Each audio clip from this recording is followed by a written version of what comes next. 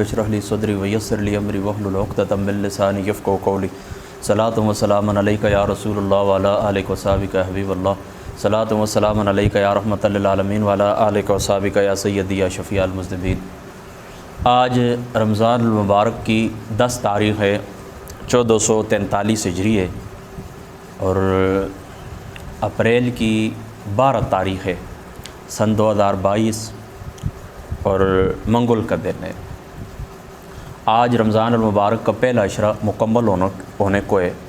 अल्लाह ताला की ज़ात अक़दस कबूल फ़रमाए और आने वाले जो दिन हैं उनके लिए भी हमारी दुआ है कि अल्लाह ताला की ज़ात अक़दस करे कि बख़ैर वाफ़ियत, अदब और एहतराम के साथ वो भी पास हो जाएं और अल्लाह पाक इनका अजर व सवाब हमें अपनी शान के मुताबिक अता फ़रमाए। इस माह मुक़द्दस के आदाब के अंदर जो कमियाँ रह गई हैं, अल्लाह ताला की ज़ात अक़दस उस कमियों को माफ़ फ़रमाए। देखें, मुल्क की जो मौजूदा सूरत हाल है, आप लोग अच्छी तरह जानते हैं कि हमारे जो PM साहब हैं, वज़ीर आज़म साहब, उनके ख़िलाफ़ 11 जमातें इकट्ठी हुई हैं। PDM के नाम से उन्होंने एहतियात किया है। अदम एतमाद की एक तहरीक है जो कि हमारे आइन का हिस्सा है, कानूनी बात है। वो अदम एतमाद तहरीक पेश हुई है और जो कुछ प्रोसेस हुआ है आप लोगों ने देखा है। पहले क्या हुआ है, फिर बाद में क्या हुआ है, फिर सुप्रीम कोर्ट ने ख़ुद सो मोटो एक्शन लिया है और स्पीकर की जो रूलिंग थी उसको उन्होंने कलादम करार दिया है सुप्रीम कोर्ट ने। और फिर इस तरह के जो आगे मामलात हुए आप लोगों के सामने। आज की हमारी जो नशिस्त है वो मुल्क की मौजूदा सूरत हाल के मुतालिक है। आप लोग मुल्क की मौजूदा सूरत हाल से अच्छी तरह वाकिफ़ हैं। सोशल मीडिया का दौर है, अब तो कोई चीज़ छुपी हुई नहीं रहती कि हमारे जो PM साहब हैं, वज़ीर आज़म साहब हैं, उनके ख़िलाफ़ तहरीक अदम एतमाद पेश हुई है। फिर सुप्रीम कोर्ट दरमियान के अंदर इंटर हुई है। फिर जो मामलात हुए हैं आप लोगों के इल्म के अंदर है। अब वो जो हमारे PM साहब हैं, वज़ीर आज़म साहब, वो अब एक्स हो गए हैं, साबिक़ा वज़ीर आज़म है, अब वो वज़ीर आज़म नहीं हैं। अब हमारे जो वज़ीर आज़म है वो शहबाज शरीफ साहब हैं। मैं चंद जो ज़रूरी बातें आपसे करना चाहता हूँ वो ये करना चाहता हूँ कि मैंने देखा है कि इस मुल्क की जो तारीख़ है, तारीख़ पाकिस्तान से जो लोग मामूली सी वाक़फ़ियत भी रखते हैं, जिनका मामूली मुताला भी है, वो लोग अच्छी तरह जानते हैं कि कभी भी इस मुल्क पाकिस्तान के अंदर जितने भी वज़राए आज़म गुज़रे हैं, कभी भी उन्होंने अपनी आइनी मुद्दत पूरी नहीं की। हुकूमतें अपनी मुद्दत पूरी कर लेती हैं। बहरहाल जो इंतज़ामिया हैं, एस्टेब्लिशमेंट है, अब खुदा जाने उनकी इसमें क्या हिकमत है कि कभी भी PM ने अपनी मुद्दत पूरी नहीं की है। और वज़ीर आज़म इमरान खान साहब वो पहले वज़ीर आज़म है कि जो तहरीक अदम एतमाद के नतीजे में बरतरफ हुए। मैं एक सवाल ये पूछना चाहता हूँ, बाकी बातें बाद में होंगी। मैं एक सवाल पहला जो मेरा आप लोगों के ऊपर है, मैं देखता हूँ कि अवाम बड़ी खुश है। यानी इस तरह नहीं है, खुशी से मेरी मुराद ये नहीं कि वज़ीर आज़म इमरान खान साहब चले गए हैं तो सारी दुनिया खुश हो गई, ये बात मैं नहीं कह रहा। लेकिन कुछ लोग ऐसे कि जो खुशी का इज़हार करते हैं, कहते हैं अच्छा हुआ है, ये हुआ है, वो हुआ है। मैं आपसे पूछता हूँ कि इमरान वज़ीर आज़म रहे या न रहे, कोई दूसरा आ जाए, ये जो आज बने ये भी चले जाएं, यानी शहबाज शरीफ साहब भी चले जाएं, कोई तीसरा आ जाए, कोई चौथा आ जाए, मुझे बताएं आप किस बात के ऊपर खुश होते हैं? आप सबसे मेरा एक सवाल, आप किस बात के ऊपर खुश होते हैं? आपको किस बात की खुशी है? क्या आपका मायार ज़िंदगी इमरान खान साहब की वजह से नीचे था और मौजूदा जो वज़ीर आज़म हैं इनकी वजह से आपका मायार ज़िंदगी ऊपर हो गया है? कोई आपको फ़ायदा हुआ है? क्या जो लोग गुरबत के हाथ से भी नीचे ज़िंदगी बसर कर रहे थे उनका मायार ज़िंदगी बुलंद हो गया है? आपका मायार ज़िंदगी बुलंद हो गया है?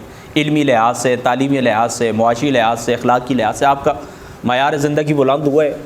नहीं हुआ है। अच्छा, चलते चलते एक बात मैं और भी कर दूं कि बाद लोग पूछते होते हैं कि गुरबत की लकीर से नीचे ज़िंदगी गुजारना, इसका क्या मतलब होता है? याद रखें, गुरबत की लकीर से नीचे ज़िंदगी गुजारने का मफ़हूम ये होता है कि किसी आदमी की वो आमदनी, किसी आदमी की वो इनकम कि जिसके साथ वो अपनी ज़रूरियात को भी पूरा ना कर सके। मिसाल के तौर पर एक आदमी, उसकी 200 रुपये आमदन है दिन की। अब वो 200 रुपये के अंदर क्या करेगा? 2 वक्त का खाना खाएगा, सुबह का नाश्ता करेगा, अपने कपड़े ख़रीदेगा, क्या करेगा?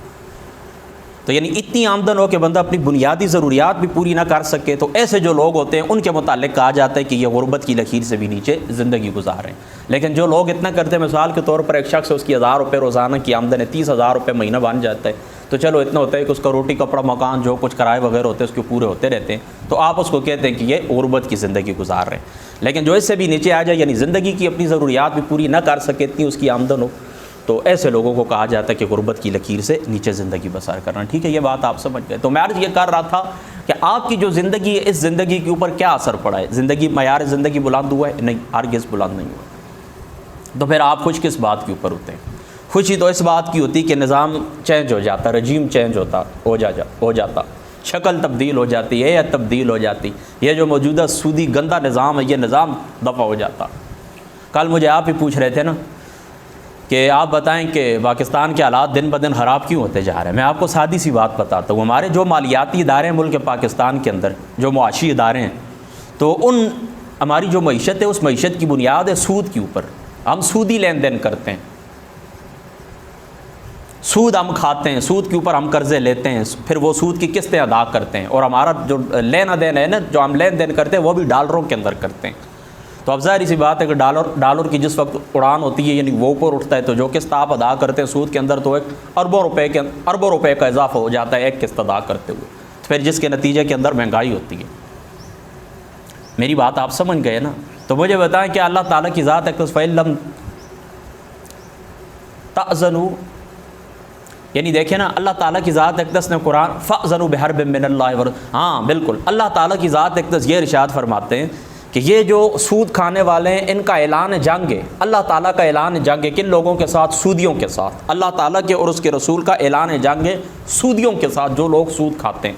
تو مجھے بتائیں کہ ہمارے ملک کے جو مالیاتی ادارے جب وہ سود کے اوپر چلتے ہیں تو کیا یہ اللہ تعالیٰ کی ذات اقدس کے ساتھ جنگ نہیں کرتے؟ اس کے رسول کے ساتھ یہ جنگ نہیں کرتے؟ تو جو لوگ، جو قوم، جو ادارے اللہ تعالیٰ کے ساتھ جنگ کریں، مجھے بتائیں وہ آگے کس طرح بڑھ سکتے ہیں؟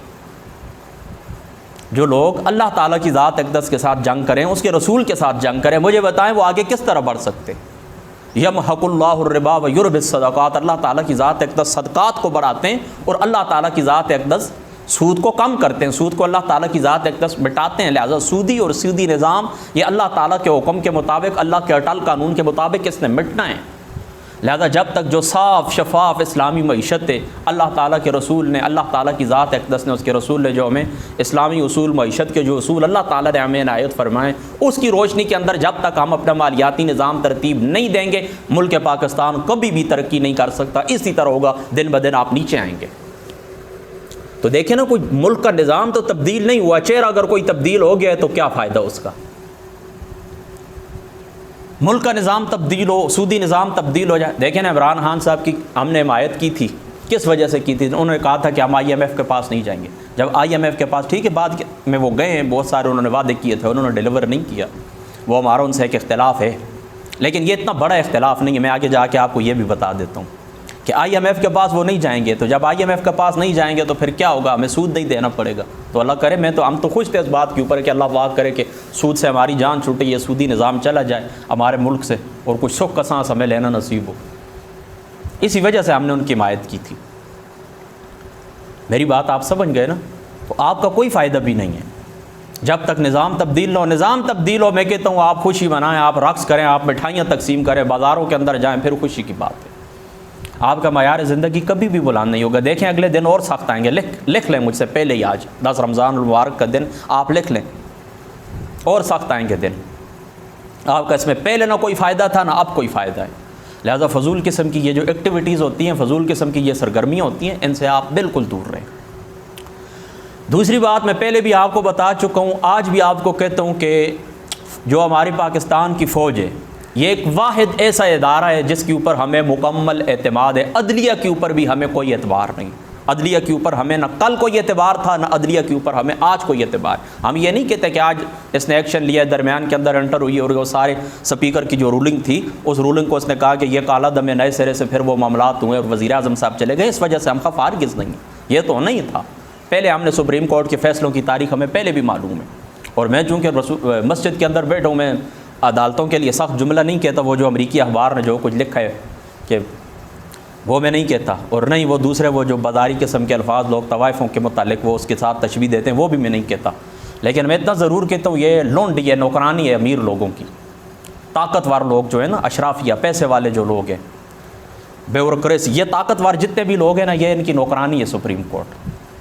اور ہمارے سپریم کورٹ کے فیصلوں کی یہی تاریخ ہے، جس کے حق کے اندر آتے ہیں وہ خوش ہوتے ہیں، اور جس کے حق کے اندر نہیں آتے، جس کے مخالف ہوتے ہیں. میں اپنے گھر کی آپ کو بات بتاتا ہوں. کل 2013 کے اندر جس وقت ہمارے طاہر القادری صاحب بیٹھے ہوئے تھے دھرنے کے اندر، 2013 کے اندر جو زرداری صاحب کے زمانوں میں انہوں نے دھرنا دیا تھا، اس وقت کیا ہوا تھا؟ جس وقت وہ راجہ پرویز اشرف کو رینٹل پاور ہاؤس کا جو کیس تھا، اس کے خلاف جو فیصلہ آیا تھا، گرفتاری کا حکم دیا تھا، تو کتنی دعائیں دی تھی سپریم کورٹ کو طاہر القادری صاحب نے، اور کتنی خوشی کا اظہار کیا تھا، اور سپریم کورٹ زندہ باد کا نعرہ لگایا تھا.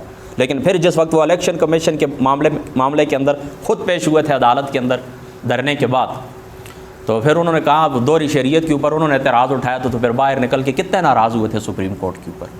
تو سپریم کورٹ کی جو تاریخ ہے یہ بھی ہمیں معلوم ہے، لوگ فیصلے اس کے تسلیم نہیں کرتے، اور نہ ہی اس کو کوئی فیصلہ کارآمد ہوتا ہے. یہ جو زیادہ پیسے دے دے بس اس کے حق میں فیصلے کر دیتے ہیں. پیسے والا بندہ ہو تو رات کو 12 بجے بھی عدالتیں کھل جاتی ہیں، ورنہ ان کی پینڈنگ کے اندر ہزاروں، میں کہتا ہوں لاکھوں کیس پڑے ہوئے ہیں. 48,000 50,000 کے کیس پڑے ہوئے ہیں ان کی پینڈنگ کے اندر پڑے ہوئے ہیں. لائٹ چلی گئی، اچھا چلو کوئی ریکارڈنگ کے اوپر تو کوئی اثر نہیں ہوگا، چلو خیر کوئی بات. میں کیا کہہ رہا ہوں کہ ان کی پینڈنگ کے اندر کتنے کیس پڑے ہوئے ہیں مجھے بتائیں. انہوں نے کیا کیا؟ ان کے اوپر کبھی غور کیا؟ درجنوں سینکڑوں ہزاروں مسائل ہیں ہمارے ملک کے موجودہ دور کے اندر. ابھی چند یہ جو حکومت کے اندر یہ سندھ ہاؤس کے اندر لاکھوں کروڑوں اربوں روپے کے لین دین ہوئے، ہارس ٹریڈنگ ہوئی ہے. کیا سپریم کورٹ کا حق نہیں بنتا تھا کہ اس کے اوپر ایکشن لے؟ بنتا تھا نا. پھر کیوں نہیں لیا ہے؟ سو موٹو ایکشن کیوں نہیں لیا ہے سپریم کورٹ نے؟ حق نہیں بنتا تھا؟ میری بات آپ سمجھے نا. تو یہ بس سمجھا کرے یہ سارا بکاؤ مال، یہ سارا بکاؤ مال ہے. اور یہ جو لوگ بک گئے ہیں نا، بکے ہیں جو لوگ سندھ ہاؤس کی، یہ جو میں بات ابھی کر رہا ہوں، یہ جو ہارس ٹریڈنگ ہوئی ہے، یہ MNAs MPs بک جاتے ہیں.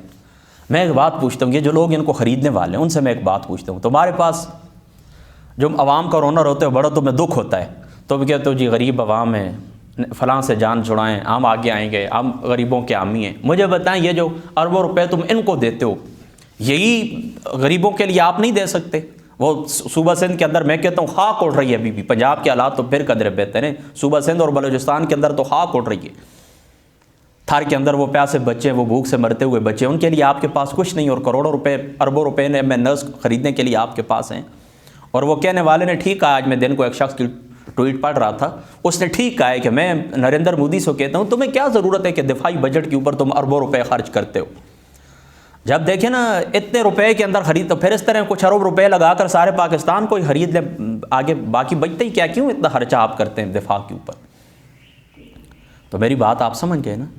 تو یہ جو سپریم کورٹ ہے یا جب ہماری جو عدالتیں ہیں ان کے اوپر ہمیں کوئی اعتراض نہیں. باقی جو فوج ہے، فوج کے اوپر ہم غیر متزلزل ایمان رکھتے ہیں، اور ہم یہ سمجھتے ہیں مسجد کے اندر بیٹھوں کہ فوج کی وجہ سے ہمارا پاکستان بچا ہوا ہے، ہمارا ملک بچا ہوا ہے، ورنہ فلسطین اور شام والی اور عراق افغانستان والی حالت ہماری بھی ہو جاتی. فوج کی وجہ سے اللہ تعالیٰ کی ذات اقدس نے حفاظت کی ہوئی.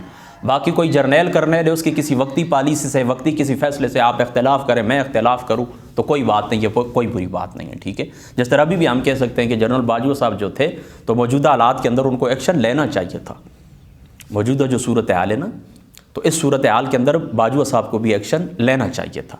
تو میں پھر اپنا جملہ دہرا دیتا ہوں کہ کوئی جنرل کرنل ہے، کوئی جرنیل ہے، کوئی بھی ہے، اس کے وقتی کسی فیصلے سے آپ اختلاف کر سکتے ہیں، لیکن فوج کے اوپر ہم پورا ایمان رکھتے ہیں، اور فوج کے اوپر ہم یہ عقیدہ رکھتے ہیں، ہمارا یہ نظریہ ہے، ہمارا یہ بنیادی نظریہ ہے، ہماری سیاست کی یہی بنیاد ہے. ہم کہتے ہیں فوج کے علاوہ کسی ادارے کے اوپر بھی ہمیں کسی قسم کا کوئی اعتبار بھی نہیں ہے. ٹھیک ہے، میری بات آپ سمجھ گئے نا. تو پھر میں اپنی اس گفتگو کی طرف واپس جاتا ہوں کہ آپ کا کوئی فائدہ بھی نہیں ہے جب تک نظام تبدیل نہیں ہوگا، لہذا آپ کو کسی قسم کی خوشیاں منانے کی ضرورت نہیں ہے. باقی آپ پوچھ رہے تھے کہ آپ کا اختلاف کیا ہے. میرا پہلا بنیادی اختلاف پتہ ہے کیا ہے؟ پہلا بنیادی میرا اختلاف یہ، میں کہتا ہوں ملک کا نظام تبدیل ہو جائے. اس پیپلز پارٹی کے اندر اچھے لوگ موجود ہیں، نون لیگ کے اندر اچھے لوگ موجود ہیں، باقی بھی جتنی پارٹی ہیں ان کے اندر اچھے لوگ موجود ہیں، صحیح العقیدہ لوگ ہیں، اور ملک پاکستان کے وفادار ہیں، اچھے لوگ ہیں. لیکن کیا وہ کوئی نیکی کر سکتے ہیں؟ نظام جو بدی کہو، معاشرت جو بدی کہو، تو ظاہری سی بات ہے نیکی وہاں پر پن اپ نہیں سکتی. تو یہاں پر کچھ اچھے لوگ ہوتے ہیں لیکن یہ کچھ کر نہیں سکتے. لہذا ہماری جو پہلی بنیادی جنگ ہے نا وہ یہی، ہم کہتے ہیں نظام تبدیل ہو جائے. اور نظام بھی اس طرح تبدیل نہیں ہو سکتا. مطلب آئینی جدوجہد بندے کرتے ہیں. طاہر القادری صاحب سے زیادہ مجھے بتائیں آئینی جدوجہد کس نے کی ہے؟ ڈاکٹر اسرار صاحب سے زیادہ آئینی جدوجہد کس نے کی ہے؟ چلو طاہر القادری صاحب بعد میں آئے، پہلے ڈاکٹر اسرار صاحب ہیں. مجھے بتائیں آئینی جدوجہد انہوں نے بھی کی ہے، تحریک خلافت کے وہ بانی تھے. پھر طاہر القادری صاحب آئے، طاہر القادری صاحب نے بھی آئین کی بات کی ہے.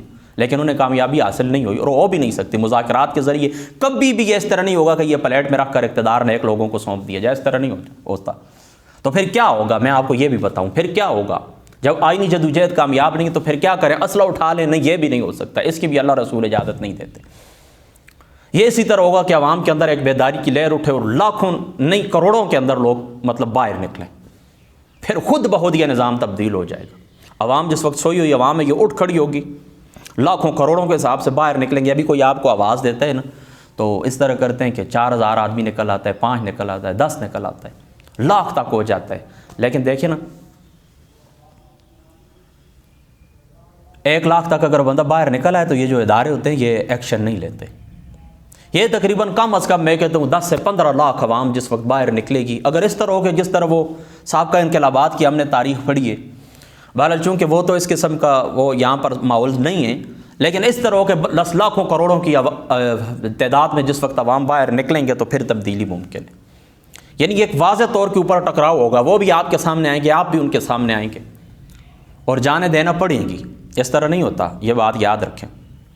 بہرحال چلو وہ دیکھیں, ہمارا ایک نظریہ ہے, انشاءاللہ تعالیٰ اس کو میں تفصیلی طور پر پیش کروں گا کہ کس طرح سے مطلب ان حکمرانوں سے ہم نظام اپنے ہاتھ میں لیں. اپنے ہاتھ سے مراد یہ نہیں, نیک صالح جو لوگ ہیں اس سے مراد ہم نہیں ہے, نیک صالح جو لوگ ہیں جو حکومت چلا سکتے ہیں, جن کے پاس ملک چلانے کا حق ہے, وہ کس طرح ان سے نظام لیں گے, یہ ایک الگ کہانی ہے. بہرحال یہ بات میں پکی آپ کو کہہ رہا ہوں, مذاکرات کے ساتھ کبھی بھی کچھ نہیں ہوگا. یہ اسی طرح حضور نبی پاک صلی اللہ تعالیٰ علیہ وآلہ وسلم آپ کی جو زندگی, بلکہ میں ڈاکٹر اسرار صاحب کی ایک کتاب ہے منہج انقلاب نبوی, اس کتاب کو پڑھیں. وہ جو طریقہ انہوں نے حضور علیہ الصلوۃ والسلام کی سیرت مبارک سے اخذ کیا ہے کہ پہلے حضور پھر مکہ کے اندر کیا حالات تھے, پھر حضور مدینہ پاک تشریف لے گئے, پھر مدینہ پاک کے اندر پھر افرادی قوت جمع ہوئی, پھر ایک اسٹیٹ بنی ہے یعنی مدینہ پاک کی جو ایک اسلامی ریاست بنی ہے, پھر اس کے بعد اجازت ہوئی ہے قتال کی, پھر آگے انقلاب آئے. بس وہ جو صورت انہوں نے پیش کی ہے, جو طریقہ انہوں نے پیش کیا ہے, وہی نظریہ میرا بھی ہے. بس آسان سی بات آپ کو بتا دوں, مذاکرات کے ذریعے نہ کل کچھ ہوگا, مذاکرات کے ذریعے نہ آج کچھ ہو سکتا ہے. تو میں بات یہ کہہ رہا تھا کہ میرا پہلا بنیادی اختلاف یہ ہے, اس بات کے اوپر میرا اختلاف ہے. میں ان شخصیات کے ساتھ میرا کوئی جھگڑا بھی نہیں ہے, نہ ہمارا نون لیگ کے ساتھ ہے, نہ تحریک انصاف کے ساتھ ہے, نہ اور کسی کے ساتھ ہے. ہاں اگلی بات جو میں آپ کو یہ بتانا چاہتا ہوں وہ یہ, پہلی بات تو یہ. دوسری بات یہ ہے کہ موجودہ جو حکومت گزری ہے, یعنی عمران خان صاحب جو وزیر اعظم تھے, اب ایکس ہو گئے ہیں, ان کے ساتھ ہمارا ایک ہی اختلاف ہے, میرا ایک ہی اختلاف ہے. وہ اختلاف یہ ہے کہ دیکھیں آپ نکلیں احتجاج کے لیے پہلے 2014 کے اندر, ابھی بھی آپ کے لاکھوں لوگ باہر ہیں, آئینی حق ہے آپ کا, قانونی حق ہے, تو یہ قانونی حق دوسروں کو بھی استعمال کرنے دیا جائے. وہ ویل چیئر والے جو لاہور والے بابا جی صاحب تھے رحمۃ اللہ تعالیٰ علیہ, تو انہوں نے احتجاج کیا تھا پچھلے سال رمضان المبارک کے اندر ہی, تو ان کے اوپر انہوں نے لاٹھی چارج کیا, ان کے بندوں کو انہوں نے مارا ہے, ان کے بندوں کو انہوں نے شہید کیا. یہ ہمارا اختلاف ہے کہ آپ باہر نکلیں تو کچھ بھی نہیں ہے, دوسروں کو ہی نکلے تو جی ایمبولینس بند ہو گئی اور سکول بند ہو گئے اور یہ ہو گیا اور وہ ہو گیا. یہ بات غلط ہے, یہ ہمارا اختلاف ہے ان کے ساتھ. اور یہی بات ہے کہ ہم کھل کھلا کے ان کی حمایت نہیں کر سکے, یہی ہماری ناراضگی تھی بنیادی, کہ ان کا حق ہے. دیکھیں وہ ملک کی مذہبی جماعت بھی اور ملک کی سیاسی جماعت بھی, 25 لاکھ لوگوں انہوں نے ووٹ دیے, وہ بھی ہم سمجھتے ہیں کہ دھاندلی ہوئی. اگر دھاندلی نہ ہوئی ہوتی تو ہو سکتا ہے کہ نتیجہ کچھ اور ہوتا, نتیجہ کچھ اور ہوتا. بہرحال احتجاج کے لیے نکلے. دیکھیں نا احتجاج کے لیے اگر راستے کے اندر رکاوٹیں نہ ڈالی جائیں نا تو کوئی بھی کسی کے اندر کوئی غصہ نہیں آتا. دیکھیں نا آپ ایک سیدھے راستے کے اوپر جا رہے ہیں, آئینی حق کہ آپ اس کو استعمال کرتے ہیں, آپ کا ایک رائٹ ہے, لیگلی آپ کا ایک رائٹ ہے, آپ اس کو استعمال کرتے ہیں. حکومت درمیان کے اندر رکاوٹیں کھڑی کرتی ہے تو پھر لوگوں کے جذبات تو بڑھتے ہیں نا, پھر انہوں نے کیا کرنا ہوتا ہے. ظاہری سی بات ہے کبھی پولیس والوں کے ساتھ جھڑپیں ہو جاتی ہے, کبھی دائیں بائیں, اور معاملات اس طرح تو ہو جاتے ہیں. تو جب آپ ان کو کھلا راستہ دے دیں, ٹھیک ہے جی آپ جہاں پر بیٹھیں, آپ کا ملک ہے, آپ احتجاج کریں, آپ کو ہم نہیں روکتے, تو کچھ بھی نہیں ہوگا, کسی قسم کا تصادم نہیں ہوگا. تو ان کے ساتھ انہوں نے ظلم کیا ہے, اس وجہ سے ہم خفا ہیں اور اس وجہ سے ہم کھل کھلا کے حمایت نہیں. باقی مہنگائی وغیرہ کوئی ایشو نہیں ہے, ہم اس کے اوپر خفا نہیں تھے, اور نہ یہ ہمارا بنیادی مسئلہ ہے. اس کی وجہ مہنگائی کی جو وجوہات ہیں وہ آپ بھی اچھے طریقے سے جانتے ہیں کہ ملک کے اندر جس وقت امن و امان کی صورتحال نہیں ہوتی تو باہر کے جو انویسٹر ہوتے ہیں وہ ملک کے اندر آتے نہیں ہیں.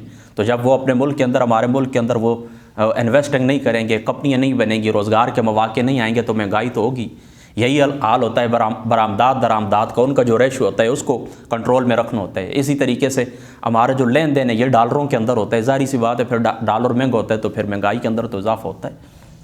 تو مہنگائی کی وجوہات تو یہ ہیں, اور اس کے علاوہ بھی ہیں جو ہمارا موضوع نہیں ہے. महंगाई की तो ये वजूहत हैं। अभी क्या सस्ता हो जाएगा मामला, चलो अभी वज़ीर आज़म साहब चले गए, देख लें अभी भी हालात देख लें, कोई चीज़ सस्ती होगी, पहले से ज़्यादा महंगाई होगी, आप लिख लें मुझसे।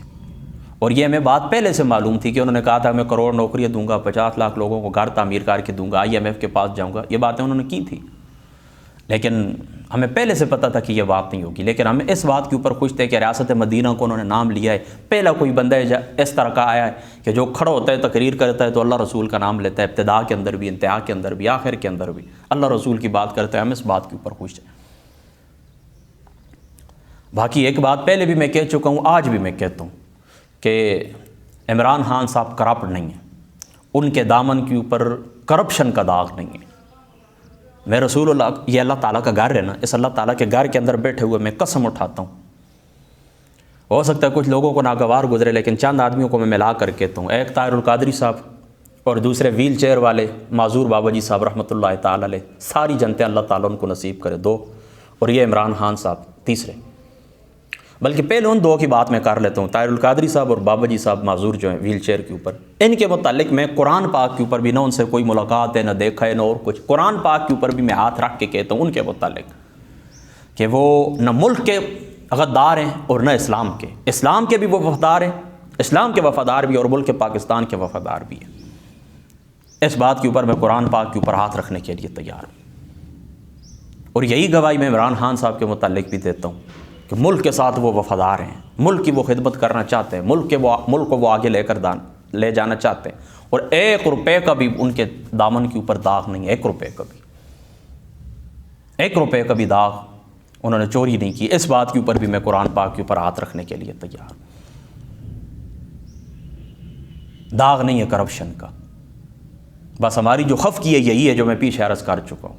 ऐसे अपने आप को पाक करे, देखिए अपने आप के जो वज़ीर वज़रा हैं, कि जो नेक लोगों के मुतालिक, जो सालिह लोग हैं, मुत्तकी लोग हैं, परहेज़गार लोग हैं, मुल्क के वफ़ादार हैं, उनके ख़िलाफ़ उल्टी सीधी वो बातें करते रहते हैं, तो ज़ाहिर सी बात है कि उसकी वजह से इनकी साख को भी नुकसान पहुँचता है। तो फिर कुछ मजबूरियाँ भी इंसान की होती हैं। ज़ाहिर सी बात है कि बंदा सीट के ऊपर बैठता है तो स्याह सफ़ेद का मालिक नहीं होता, बाकी इर्द गिर्द जो मशीनरी होती है तो उस मशीनरी को लेकर उन्होंने चलना होता है। अब देखें ना, इमरान खान साहब वज़ीर आज़म तो क्या हुआ, 1985-86 से ये जितने भी इदारे हैं मुल्क के सरकारी इदारे, उनके अंदर नवाज़ शरीफ साहब के बंदे हैं। नवाज़ शरीफ साहब की आप उनको काबीना समझ लें, आप उनको उनके कारकुनान समझ लें, पनीरी उनकी है, नवाज़ शरीफ साहब की है। तो अब ज़ाहिर सी बात है वो किस तरह काम फिर सर अंजाम देंगे, यानी कि कहने के ऊपर वो काम करेंगे कोई। तो अब इस तरह भी तो नहीं होता ना कि सारे मुल्क की जो मशीनरी है एकदम तब्दील कर दी जाए। हाँ, इस तरह ज़रूर हो सकता है कि इनके सूबे तब्दील कर दिए जाएँ, वहाँ पर जो है सूबा बलोचिस्तान के लोग इधर आ जाएँ, पंजाब के लोग सरात चले जाएँ, सरात के लोग, इस तरह तब्दीली हो सकती है। तो कुछ ना कुछ खैरियत मुमकिन है, कुछ ना कुछ बरकत आ सकती है, कुछ ना कुछ फ़ायदा उसको ज़रूर होगा। लेकिन देखिए उनके जो आदमी हैं ना अंदर दाखिल हो चुके हैं, तो ज़ाहिर सी बात है कि उनको एकदम ख़त्म करना ये तो बड़ी मुश्किल बात है। तो बंदा वज़ीर आज़म हो या सदर हो, फिर साथ इनको लेकर चलना पड़ता है, ये कुछ मजबूरियाँ भी होती हैं। मेरी बात आप समझ गए ना। बाकी कुछ सवाल आपके जहन के अंदर है तो आप मुझे, हाँ इस्टेब्लिशमेंट का भी आप पूछ रहे थे। इस्टेब्लिशमेंट ये नहीं होती कि आप जिस तरह कहते हैं कि इस्टेब्लिशमेंट फ़ौज को कहते हैं, ये नहीं होता। इस्टेब्लिशमेंट वो होती है, इस्टेब्लिशमेंट के अंदर फ़ौज भी होती है, इस्टेब्लिशमेंट के अंदर अदालतें भी होती हैं और भी इदारे होते हैं, ये सारे मिलते हैं, सारे इकट्ठे होते हैं, उसको इस्टेब्लिशमेंट कहते हैं। उनके अंदर अदालतें भी हैं, उनके अंदर ये जो इदारा होता है स्टेट बैंक का इदारा भी होता है, ये जो national election commission of Pakistan है ये भी होता है, और फ़ौज भी होती है, और भी इदारे होते हैं। ये सारे इकट्ठे होते हैं, इनको इस्टेब्लिशमेंट कहते हैं। ये फिर तरतीब देते हैं बैठकर कि किस आदमी को आगे आना चाहिए, मुल्क के हक़ में कौन है, मुल्क का वफादार कौन है। फिर उसके लिए ये कोशिश करते हैं कि ये बंदा आगे आ जाए, उसकी ये हिमायत करते हैं। फिर मीडिया को टास्क दिया जाता है कि आपने ये बात करनी है। और मीडिया के मुतालिक भी मैं आपको कह दूं कि ये फ़िल्टर ख़बरें आप तक पहुँचती हैं। देखें ना, मैं जो तज्ज़िया करता हूँ, सियासी तज्ज़िया करता हूँ, तो मेरे पास ज़राए क्या होते हैं, मेरे पास अखबार हैं, इसी तरीके से मेरे पास डाइजेस्ट होते हैं, इसी तरीके से जो सियासी गुफ्तगू करने वाले होते हैं उनके इंटरव्यूज़ होते हैं, वो इंटरव्यू के अंदर अपनी क्या बात कहते हैं। इसी तरीके से वो ज़राए आज़म हैं, जो सदर होते हैं उनकी तकरीरें होती हैं। इसी तरीके से जो मैगज़ीन निकलते हैं सियासी वो होते हैं, चाहे वो नेशनल हो हमारे कौमी हो या इंटरनेशनल हो। तो ये सारी बातें हम तक फ़िल्टर होकर पहुँचती हैं, पूरा साफ़ सुथरी बात आप तक कोई नहीं पहुँचती, ये बात याद रखें। और नहीं, ये ख़बरें सही पूरे तौर पर आपके साथ शेयर की जाती है। मुझे बताएं पाकिस्तान कब टूटा था, मशरक़ी पाकिस्तान हमसे कब अलग हुआ था। तो अमूदुर्रहमान कमीशन बनाया गया था ना उसकी तहकीक के लिए कि असबाब के ऊपर गौर करें कि पाकिस्तान क्यों टूटा है, मशरक़ी पाकिस्तान क्यों टूटा है। تو سن 2002-3 کے اندر تقریباً 31-32 سال بعد سن 2002-3 کے اندر جا کر اس سمندر عمان کمیشن کی رپورٹ کے کچھ حصے شائع ہوئے، وہ بھی بھارت کے اندر شائع ہوئے ہیں۔ تو یہ دائیاں لگ جاتی ہیں، مطلب 20-25-40 سال گزر جاتے ہیں، تب جا کر کسی معمولی سی سازش سے کچھ پردہ اٹھتا ہے اور پتہ چلتا ہے کہ کیا ہوا تھا۔ تو یہ خبریں آپ تک جو پہنچتی ہیں نا، فلٹر ہو کے پہنچتی ہیں، لہذا پوری سچائی یہ نہیں ہوتی کہ آپ سمجھ لیں کہ بس جو کچھ جس نے کہہ دیا تو وہ بات ہوئی ہے۔ یہ تو اسٹیبلشمنٹ ملک کی ہے نا، ہمیں نظر آتی ہے، اور ایک اسٹیبلشمنٹ ہوتی ہے طاقتور ممالک کی، وہ پالیسیاں ترتیب دیتے ہیں، باقی جو چھوٹے کمزور ممالک ہوتے ہیں نا، ان کے متعلق بھی وہ پالیسیاں ترتیب دیتے ہیں۔ اور پھر ایک انٹرنیشنل اسٹیبلشمنٹ ہوتی ہے جو ساری دنیا کو چلاتی ہے، وہ کسی کو نظر ہی نہیں آتی۔ انٹرنیشنل اسٹیبلشمنٹ جو ہوتی ہے وہ ساری دنیا کو چلاتی ہے، وہ یہ طے کرتی ہے کہ امریکہ کے اندر صدر کون ہو، برطانیہ کے اندر کس کی حکومت ہو، پاکستان کے اندر کس کی حکومت ہو، عراق کے اندر ہو، خلیجی ممالک کے اندر ان کی یہ ساری پالیسیاں وہ ترتیب دیتے ہیں، انٹرنیشنل اسٹیبلشمنٹ۔ تو یاد رکھیے یہ ہم جکڑے ہوئے ہیں اس نظام کے اندر، یہ صاف ستھری بات گلا گھونٹا ہوا ہے ہمارا، یہ جو باتیں آپ تک نکلتی ہیں نا، یہ کچھ سچ ہوتی ہیں، ساری سچ نہیں ہوتی۔ لہٰذا اسی وثوق کی بنا کے اوپر ہم مطلب اتنی زیادہ، کوئی شخص بھی ہے جو اتنی وثوق کے ساتھ یہ بات نہیں کہتا، اسی لیے کہتے ہیں کہ سیاست کے اندر کوئی بات رفع آخر نہیں ہوتی ہے۔ جو ملک کی خفیہ ایجنسی ہوتی ہیں، ملک کی جو حفاظت کرنے والی ہوتی ہیں، وہ ساری معلومات ہوتی ہیں وہ شیئر نہیں کرتی ہر آدمی سے یا ہر ادارے سے، ان کے پاس کچھ اپنے راز ہوتے ہیں، اس کے مطابق انہوں نے معاملات کو چلانا ہوتا ہے۔ تو ابھی دیکھیں نا، جو کچھ ہمارے ملک کے اندر سامنے کی گفتگو ہم کر چکے ہیں، اور اسی کے اوپر ہم کر سکتے ہیں۔ باقی اندرون خانہ کیا کہانی ہے، چلانے والے لوگ ہیں ان کی مرضی کیا ہے، پچھلی جو عالمی طاقتیں ان کی مرضی کیا ہے، اس کے متعلق نہ آپ کو علم ہے، نہ ہمیں علم ہے، اور نہ ہی ہمارے جو بڑے ہیں ان کو علم ہے۔ بڑے سے مراد یہ سیاسی برج جن کو آپ سمجھتے ہیں، ان تک بھی بات نہیں پہنچتی، وہ راز ان کے اپنے تک رکھتے ہیں۔ اللہ اکبر۔ چلو بات کو آپ ختم کرتے ہیں، لائٹ بھی نہیں ہے۔ اللہ تعالیٰ کی ذات اقدس کے سامنے بارش کے لیے دعا کرتے ہیں کہ اللہ تعالیٰ کی ذات اقدس کرے، رحمت کی بارش اللہ تعالیٰ عطا فرمائے، جو باتیں ہوئی اللہ تعالیٰ عمل کی توفیق عطا فرمائے۔ اور ہم دعا کرتے ہیں کہ اللہ تعالیٰ کی ذات اقدس اسی رمضان میں اللہ تعالیٰ نے ہمیں یہ ملک عطا کیا تھا، اور اسی رمضان المبارک کے اندر اللہ پاک کرے کہ اللہ تعالیٰ کی ذات اقدس میں یہ اس ملک کو استحکام عطا فرماتے۔ اللہم صلی علی محمد وعلی آل محمد وبارک وسلم وصلی علیہ اللہم یسر لنا امورنا مع الراحۃ لقلوبنا وابداننا